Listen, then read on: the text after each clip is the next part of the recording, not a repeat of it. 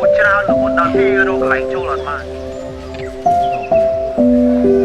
ឃើញខមមិនអាក្រក់ជាច្រើនតែនិយាយទៅកាន់យុវជនដែលចូលនៅក្នុងក្លឹបនេះ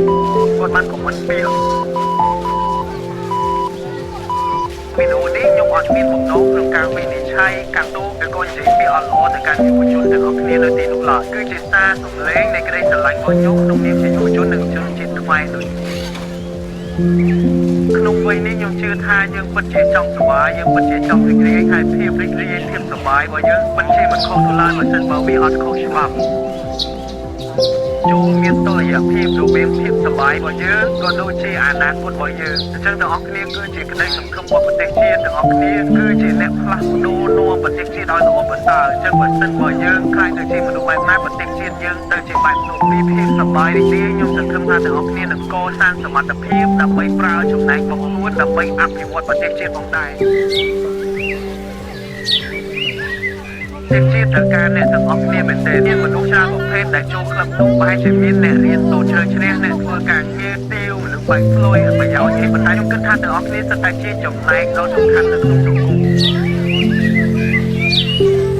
ទាំងអស់គ្នាពិតជាមានលក្ខណៈពិសេសរបស់ខ្លួនឯងណាមួយដើម្បីចូលរួមអភិវឌ្ឍសង្គមបានខ្ញុំចង់និយាយទៅកាន់អ្នកទាំងអស់គ្នាថាទាំងអស់គ្នាគឺជាមនុស្សពិសេសទាំងអស់គ្នាពិតជាសំខាន់ហើយទាំងអស់គ្នាពិតជាអស្ចារ្យហើយអ្នកទាំងអស់គ្នាគឺជាមនុស្សសំខាន់ដែលប្រទេសជាតិមិនអាចខ្វះបាននិងយើងជឿថាប្រទេសជាតិយើងនឹងល្អប្រសើរជាពិសេសនៅពេលដែលយុវជនយើងខ្លាំងយុវជនយើងចូលរួមទាំងអស់គ្នាដើម្បីសកម្មភាពដើម្បីភាពល្អប្រសើររបស់ប្រទេសជាតិនិងមិនមានបរទេសណាទៀតដែលហ៊ានមើងងាយហ៊ានឈ្លានពានមកកាន់ប្រទេសជាតិយើងឡើយ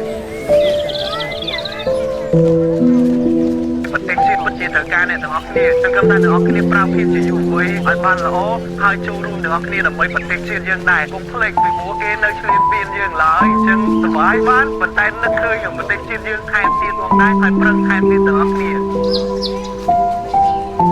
ចឹងខ្ញុំថាទាំងអស់គ្នាយល់អំពីចេតនានៃចិត្តរបស់ខ្ញុំហើយនឹងក្តីស្រឡាញ់ដែលខ្ញុំនិយាយទៅកាន់អ្នកទាំងអស់គ្នាដែរហើយចូលប្រើប្រាស់ជីវិតជាយុវវ័យយើងឲ្យល្អពីព្រោះប្រទេសជាតិពិតជាត្រូវការយើងទាំងអស់គ្នា